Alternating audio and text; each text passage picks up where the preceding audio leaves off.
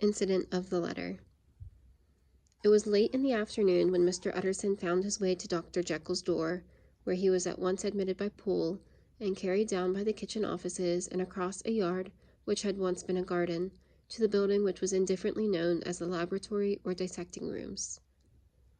The doctor had bought the house from the heirs of a celebrated surgeon, and his own taste being rather chemical than anatomical, had changed the destination of the block at the bottom of the garden. It was the first time that the lawyer had been received in that part of his friend's quarters, and he eyed the dingy, windowless structure with curiosity, and gazed around with a distasteful sense of strangeness as he crossed the theater, once crowded with eager students, and now lying gaunt and silent. The tables laden with chemical apparatus, the floor strewn with crates and littered with packing straw, and the light falling dimly through the foggy cupola. At the farther end, a flight of stairs mounted to a door covered with red baize, and through this Mr. Utterson was at last received into the doctor's cabinet. The fire burned in the grate, a lamp was lighted on the chimney shelf, for even in the houses the fog began to lie thickly, and there, close up to the warmth, sat Dr. Jekyll, looking deathly sick.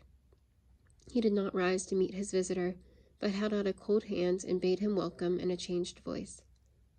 "And now," said Mr. Utterson, as soon as Poole had left them, "you have heard the news?" The doctor shuddered. "They were crying it in the square," he said. "I heard them in my dining room." "One word," said the lawyer. "Carew was my client, but so are you, and I want to know what I am doing. You have not been mad enough to hide this fellow." "Utterson, I swear to God," cried the doctor, "I swear to God I will never set eyes on him again.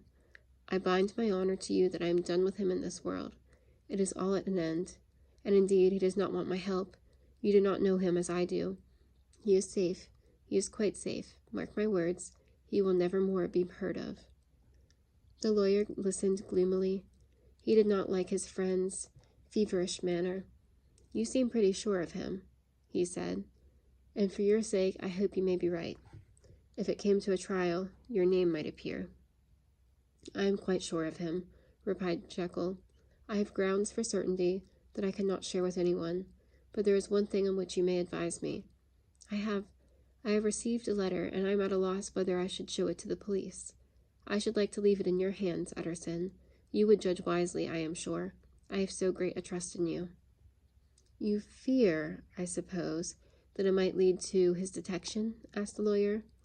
"No," said the other. "I cannot say that I care what becomes of Hyde. I am quite done with him. I was thinking of my own character, which this hateful business has rather exposed." Utterson ruminated a while. He was surprised at his friend's selfishness, and yet relieved by it. "Well," said he at last, "let me see the letter."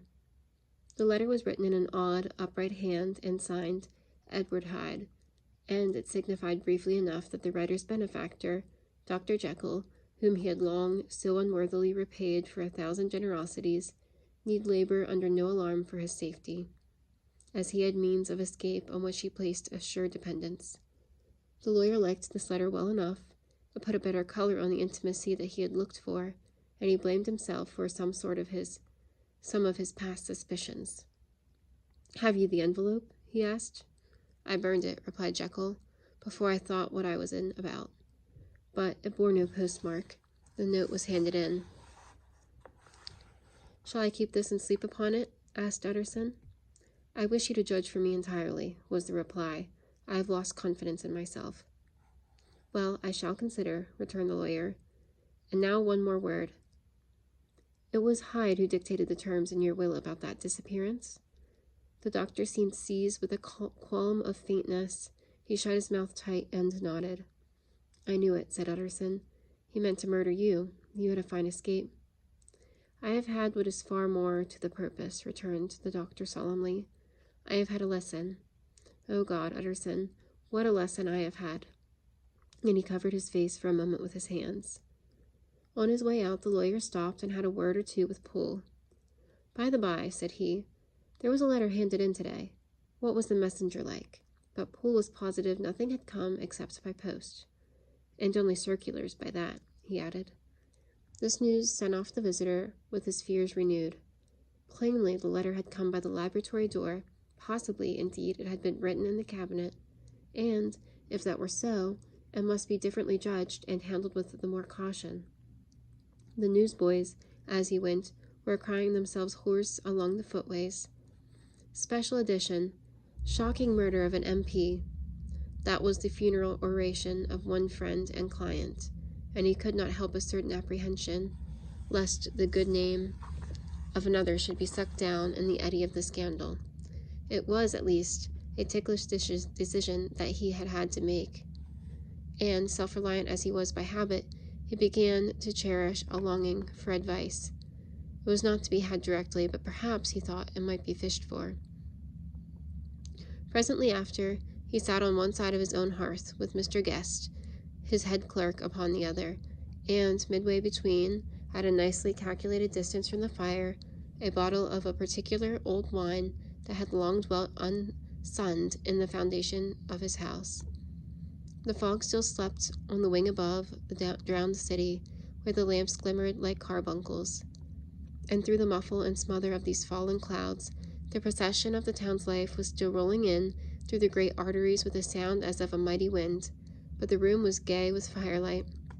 In the bottle, the acids were long ago resolved. The imperial dye had softened with time, as the color grows richer in stained windows, and the glow of hot autumn afternoons on hillside vineyards was ready to be set free and to disperse the fogs of London.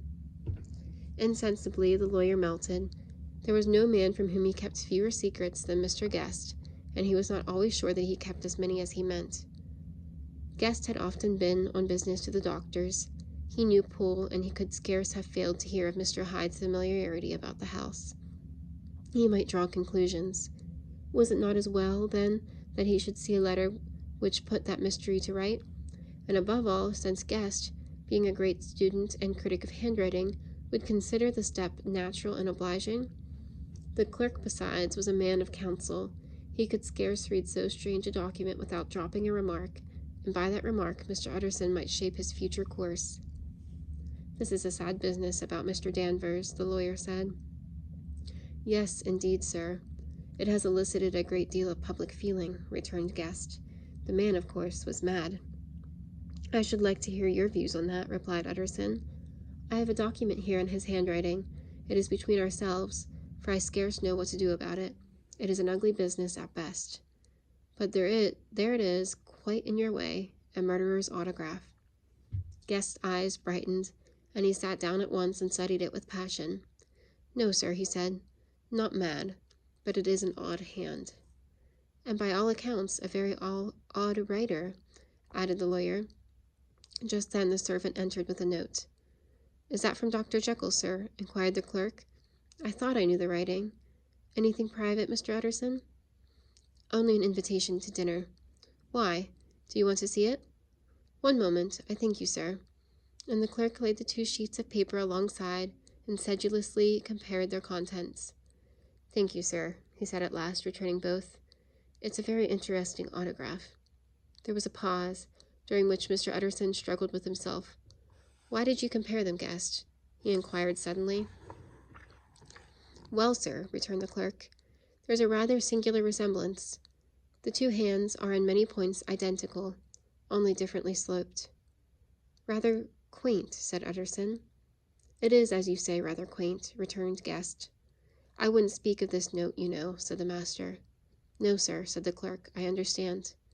But no sooner was Utterson alone that night than he locked the note into his safe, where it reposed from that time forward. "What," he thought, "Henry Jekyll forged for a murderer," and his blood ran cold in his veins.